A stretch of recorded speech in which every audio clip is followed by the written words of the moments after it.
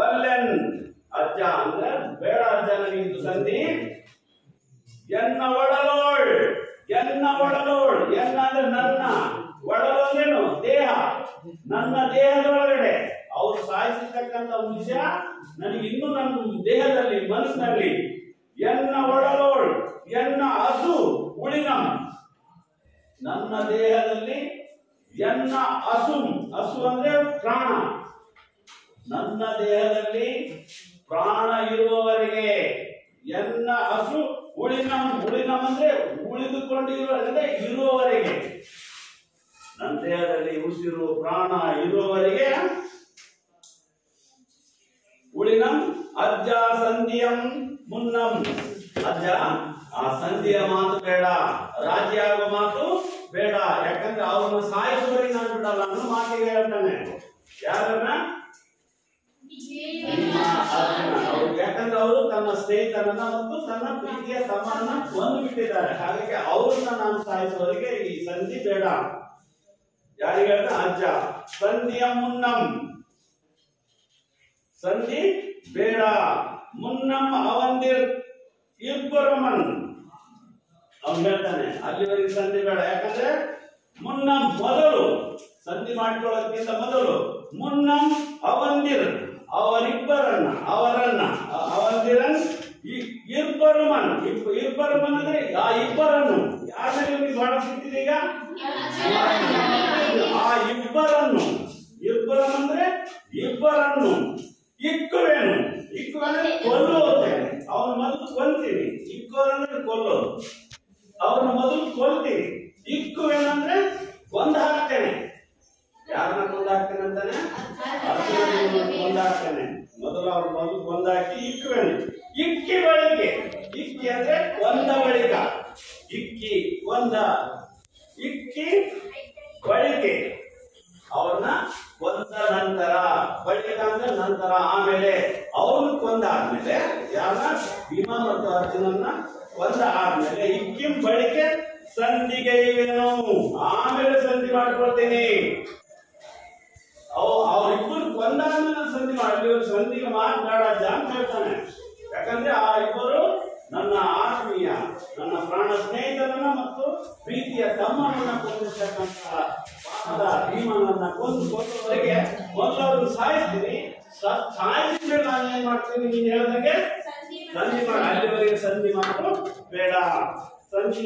ಸಂಧಿಯ ಮುನ್ನ ಅವನ ಇಬ್ಬರು ಇಕ್ಕಿ ಬಳಿಕ ಸಂಧಿ ಗೇಯುವೆನು, ಗೇಯುವೆನು ಮಾಡಿಕೊಳ್ಳುವೆನು.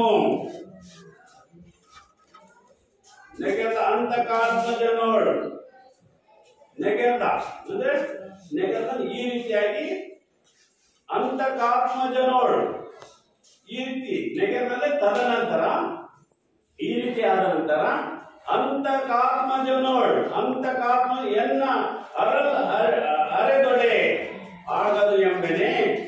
ಅಂತಕಾತ್ಮಜನೋಳ್, ಅಂತಕಾತ್ಮಜನೋಳ್ ಅಂದ್ರೆ, ಅಂತಕಾತ್ಮ ಅಂದ್ರೆ ಅಂತ ಅಂದ್ರೆ ಯಮ, ಅಂತಕಾತ್ಮ ಅಂದ್ರೆ ಯಮನ ಮಗನ ಬಳಿ. ಯಮನ ಮಗ ಯಾರು? ನಾನು ಯಾರು ಮಕ್ಕಳು ಅಂತ ಹೇಳಿದ್ದೀನಿ. ಯಾರು? ಯಾರು? ಧರ್ಮರಾಯ. ಹೌದಲ್ಲ? ಯುಧಿಷ್ಠಿರ ಅಂತ ಹೇಳಿ ಕರಿತೀವಿ. ಧರ್ಮರಾಯ ಅಂದ್ರೆ ಯುಧಿಷ್ಠಿರ. ಯಮ ಅಂತಕಾತ್ಮಜನೋಳು ಅಂದ್ರೆ ಆ ಯುಧಿಷ್ಠಿರನ ಹತ್ರ, ಯಮನ ಮಗನಾಗಿರ್ತಕ್ಕಂಥ ಧರ್ಮರಾಯನ ಹತ್ತಿರ ಎನ್ನ, ನನ್ನ ಅರಲ್, ಅರಲ್ ಅಂದ್ರೆ ದುಃಖ, ನನ್ನ ದುಃಖ, ಎನ್ನ ಅರಲ್ ನನ್ನ ದುಃಖ ಆರಿದೊಡೆ, ನನ್ನ ದುಃಖ ಆರಿದ ಮೇಲೆ ಆ ಯುಧಿಷ್ಠಿರನ ಬಳಿಗೆ ನಾನು ಹೋಗಿ ನನ್ನ ದುಃಖ ನೋವು ಸಂಕಟ ಆರಿದ ಮೇಲೆ ಆಗದು ಎಂಬೇನೆ. ಆಗೋದಿಲ್ಲ ಅಂತ ಹೇಳ್ತೀನ? ಏನ್ ಮಾಡ್ಕೊಳ್ಳೋದಿಕ್ಕೆ? ಸಂಧಿ ಆಗೋದಿಲ್ಲ ಅಂತ ಹೇಳ್ತೀನ? ಆಗದು ಎಂಬೆನೆ, ಆಗದು ಎನ್ನುತ್ತೇನೆಯೇ, ಅವಾಗ ನಾನು ರಾಜಿ ಮಾಡ್ಕೊಳ್ತೇನೆ, ಅವಾಗ ನಾನು ಅವ್ರ ಜೊತೆಗೆ ಸಂಧಿ ಮಾಡ್ಕೊಳ್ತೇನೆ. ಯಾಕಂದ್ರೆ ನಾನು ಎಲ್ಲಿವರೆಗೆ ಈ ಭೀಮ ಮತ್ತು ಅರ್ಜುನ ಸಾಯಿಸ ಅಲ್ಲಿವರೆಗೆ ಈ ಸಂಧಿಯ ಮಾತು ಬೇಡ. ಮೊದಲು ಅವ್ರನ್ನ ನಾನು ಏನ್ ಮಾಡ್ತೀನಿ? ಸಾಯಿಸ್ತೇನೆ. ಸಾಯಿಸಿದ ಮೇಲೆ ಯುಧಿಷ್ಠಿರನ ಬಳಿಗೆ ಹೋಗಿ ನನ್ನ ನೋವು ಎಲ್ಲ ಕಣ್ಣಿಗಾದ್ಮೇಲೆ ನಾನು ರಾಜಿ ಮಾಡೇ ಮಾಡ್ಕೊಳ್ತೀನಿ. ನಾನು ಅವಾಗ ರಾಜಿ ಮಾಡ್ಕೊಳ್ಳೋದಿಲ್ಲ ಅಂತ ಹೇಳ್ತೇನೆ. ಉಳಿತೇನೇನೋ ಅಂತ ಹೇಳ್ತಾನೆ. ಮುಂದುವರೆದು ಮತ್ತೆ ಹೇಳ್ತಾನೆ, ಯಾರು ದುರ್ಯೋಧನ ಈ ಮಾಡ್ತಾರೆ. ಹುಟ್ಟಿದ ನೂರುವರಂ ಒಡ ಹುಟ್ಟಿದ ನೂರುವರಂ ಇದಿರ್ಚಿ ಸತ್ತೊಡೆ ಕೋಪಂ ಹುಟ್ಟಿ ಹೋದದ್ದು ಸತ್ತರ್ ಪುಟ್ಟರೆ ಪಾಂಡವರ ಒಳಿಯುವುದು ಚಲವನೆ ಮೇಲೆವಂ. ಹುಟ್ಟಿದ ನೂರುವರಂ, ಹುಟ್ಟಿದ ಅಂದ್ರೆ ಹುಟ್ಟಿದ, ನೂರುವರಂ ನೂರವರ 100 ಜನ, ಹುಟ್ಟಿದ 100 ಜನ, ಒಡ ಹುಟ್ಟಿದ ನೂರುವರಂ ಅಂದ್ರೆ ತನ್ನ ಜೊತೆಯಾಗಿ ಹುಟ್ಟಿರ್ತಕ್ಕಂಥ ಅಣ್ಣ ತಮ್ಮನ ಸಂಖ್ಯೆನ ಹೇಳ್ತಾನೆ. ಎಷ್ಟು ಜನ? 100 ಜನ ಆ ಸಹೋದರನ. ನೂರವರಂ ಇದುರ್ಚಿ, ಇದುರ್ಚಿ ಸತ್ತೊಡೆ ಅವರೆಲ್ಲ ಇದುರ್ಚಿ ಅಂದ್ರೆ ಹೋರಾಡಿ, ಇದುರ್ಚಿ ಅಂದ್ರೆ ಹೋರಾಡಿದ್ದಾರೆ. ಈ ಒಂದು ಯುದ್ಧ ಭೂಮಿಯಲ್ಲಿ ಅವರು 100 ಜನ ಏನ್ ಮಾಡಿದ್ರೆ ನಮಗೋಸ್ಕರ, ನಮ್ಮ ಸಾಮ್ರಾಜ್ಯಕ್ಕೋಸ್ಕರ, ಗೌರವ ವಂಶಕ್ಕೋಸ್ಕರ ಏನ್ ಮಾಡಿದ್ದಾರೆ? ಹೋರಾಡಿದ್ದಾರೆ. ಯುದ್ಧದಲ್ಲಿ ಹೋರಾಡಿ ಸತ್ತೊಡೆ ಸತ್ತಿದ್ದಾರೆ. ಸತ್ತರೆ ಕೋಪಂ ಹುಟ್ಟಿ ಅವನಿಗೆ ಯುದ್ಧ ಮಾಡಿ ನನ್ನ ಕಣ್ಣಿಗೆ ಆ 100 ಜನ ನನ್ನ ಕಣ್ಣಿಗೆ ಎದ್ದು ಸತ್ತಾಗ ನಾನು ಸುಮ್ಮನೆ ಇರ್ಬೇಕಾಗುತ್ತೆ. ಅವಾಗ ಏನ್ ನನಗೆ ಕೋಪ ಬರಲೇಬೇಕು. ಇದಿರ್ಸಂದ್ರೆ ಕೋಪಂ ಹುಟ್ಟಿ ನನ್ನಲ್ಲಿ ಏನ್ ಹುಟ್ಟುತ್ತಾ ಇದೆ? ಕೋಪಂ. ಕೋಪಂ ಅಂದ್ರೆ ಕೋಪ ಹುಟ್ಟಿ, ಕೋಪಂ ಹುಟ್ಟಿ ಓದುದ್ದು ಸತ್ತರ. ಓದೋದಂದ್ರೆ ಹೋರಾಡಿ ನಾನೆಲ್ಲ ಅವರು ಶಕ್ತಿ ನೋಡಿ ನಾವು ಅದಕ್ಕೆ ಅದರ ಪ್ರತಿಫಲವಾಗಿ ಹೋರಾಡದೇ ಇದ್ರೆ, ಓದುತ್ತಾರೆ ಅಂದ್ರೆ ಹೋರಾಡದೇ ಇದ್ರೆ ಸತ್ತರು ಹುಟ್ಟರೆ. ನಾನೇನಾದ್ರು ಹೋರಾಡದೆ ರಾಜಿ ಮಾಡ್ಕೊಂಡು ಬಿಟ್ರೆ ಸತ್ತರು ಹುಟ್ಟರೆ ಪಾಂಡವರ ಸತ್ತರು ಈಗಾಗಲೇ ಸತ್ತಿದಾರಲ್ಲ, ಅದೇ ರಾಜಿ ಮಾಡ್ಕೊಂಡು ಮತ್ತೆ ಸತ್ತರು ಹುಟ್ಟೋದು ಬಿಡ್ತಾರೇನು? 100 ಜನ ಹೋಗ್ಯಾರ. ನಾನೊಬ್ಬ ನಾನು ಓದು ಚಿಂತಿಲ್ಲ, ನಾನು ಅವ್ರ ಜೊತೆಗೆ ಈಗ ಮಾಡ್ತೇನೆ. ಅಕಸ್ಮಾತ್ ನಾನು ಸಂಜೆ ಮಾಡ್ಕೊಂಡ್ರೆ ನಮ್ 100 ಸತ್ತ ನಾವು ಮತ್ತೆ ಹುಟ್ಟಿ ಬರ್ತಾರ. ಸತ್ತರು ಹುಟ್ಟರೆ, ಸತ್ತವರು ಹುಟ್ಟುತ್ತಾರೆ.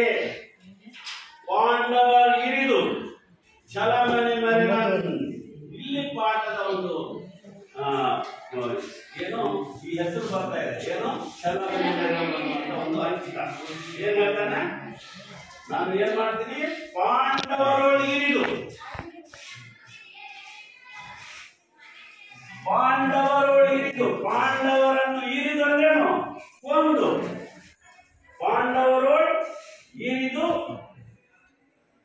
ಛಲಮನೆ ಮೆರೆವೆಂ, ನನ್ನ ಛಲವನ್ನ ಮೆರೆಸ್ತೀನಿ. ನೋಡು, ಇಂಥವಿದ್ದ ಯಾರು? ದುರ್ಯೋಧನ ಇಂಥವಿದ್ದ. ತನ್ನ ಸಹೋದರಗೋಸ್ಕರ ಪಾಂಡವರನ್ನೆಲ್ಲ ಸಾಯಿಸಿ ಅವನ ಛಲವನ್ನ ಮೆರೆಸಿದ. ಎಂಥ ಛಲವಾದಿ ಇರ್ಬೋದು, ಹಠವಾದಿ ಇರ್ಬೋದು ಅನ್ನೋದನ್ನ ತೋರ್ತೇನೆ. ಆ ಛಲವನ್ನ ನಾನು ಮೆರೆಸ್ತೇನೆ. ಯಾರನ್ನ ಇರಿದು ಸಾಯಿಸೋದ್ರ ಮೂಲಕ ಛಲವನ್ನು ಮೆರೆಸಿದ್ದಾನೆ? ಪಾಂಡವರನ್ನೆಲ್ಲ ಸಾಯಿಸಿ ನನ್ನ ಛಲವನ್ನ, ನನ್ನ ಅಣ್ಣ ತಂದೆ 100 ಜನ ಸತ್ತರಲ್ಲ, ಅವರ ಸತ್ತ ಒಂದು ಪ್ರತಿಕಾರವಾಗಿ ಆ ಪಾಂಡವರನ್ನ ಸಾಯಿಸುವುದರ ಮೂಲಕ ನನ್ನ ಹಠವನ್ನು ಸಾಧಿಸಿ ತೋರಿಸ್ತೇನೆ.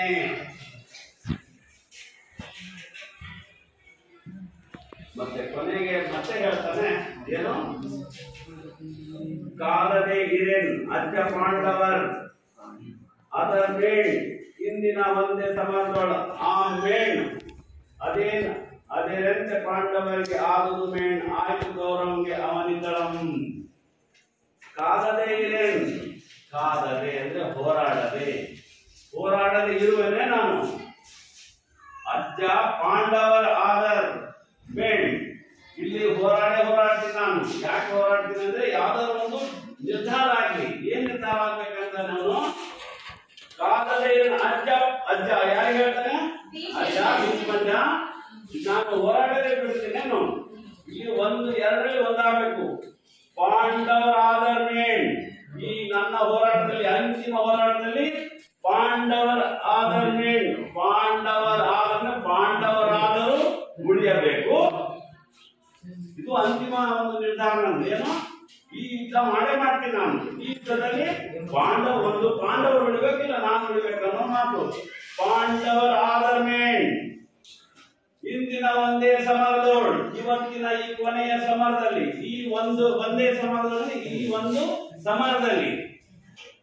ಸಮರದೋಳು ಆದು ಸಮರದೋಳ್ ಆಮೇಣ್. ಆಮೇಣ್ ಅಂದ್ರೆ ನಾನಾದ್ರು, ಆಮ್ ಅಂದ್ರೆ ನಾನು, ಆಮೇಣ್ ಏನಂದ್ರೆ ನಾನು ಉಳಿಬೇಕು, ನಾನು ಉಳಿಬೇಕು, ಇಲ್ಲ ಪಾಂಡವರಾದರೂ ಮೇಣ್, ಪಾಂಡವರಾದರೂ ಉಳಿಬೇಕು, ಇಲ್ಲ ನಾನಾದ್ರೂ ಉಳಿಬೇಕು. ಆಮೇಣ್ ಆದೇನ್ ಆರೆಂದೆ, ಆದೇನ್ ಆದರೆಂದೆ, ಅದಕ್ಕಾಗಿ, ಆದ್ದರಿಂದ, ಪಾಂಡವರಿಗೆ, ಪಾಂಡವರಿಗೆ ಆದುದು, ಪಾಂಡವರಿಗೆ ಆದುದು ಮೇಣ್. ಮೇಣ್ ಅಂದ್ರೆ ಪಾಂಡವರಾದರೂ ಉಳಿಬೇಕು, ಆಯ್ತು ಕೌರವರಿಗೆ, ಇಲ್ಲಾಂದ್ರೆ ಯಾರಾಗ್ಬೇಕು, ಕೌರವರಿಗೆ ಜಯ ಆಗ್ಬೇಕು ಅಂತ ಕೌರವರು ಉಳಿಬೇಕು. ಅವನಿತ್ತಳಂ, ಅವನಿತ್ತಳಂ ಅವರಿಗೆ, ಅವನಿತ್ತಳಂ ಅವನಿ ಅಂದ್ರೆ ಭೂಮಿ, ಈ ಭೂಮಿ ಯಾರ್ದಾಗಬೇಕು, ಕೌರವನಿಗೆ ಆಗಬೇಕಿಲ್ಲ ಅಂದ್ರೆ ಪಾಂಡವರಿಗೆ ಆಗಬೇಕು. ಅಲ್ಲಿವರೆಗೆ ಈ ಛಲವನ್ನು ನಾನು ಮೆರೆತೇನೆ. ಈ ರೀತಿ ಈ ಒಂದು ಸಂಪೂರ್ಣ ಒಂದು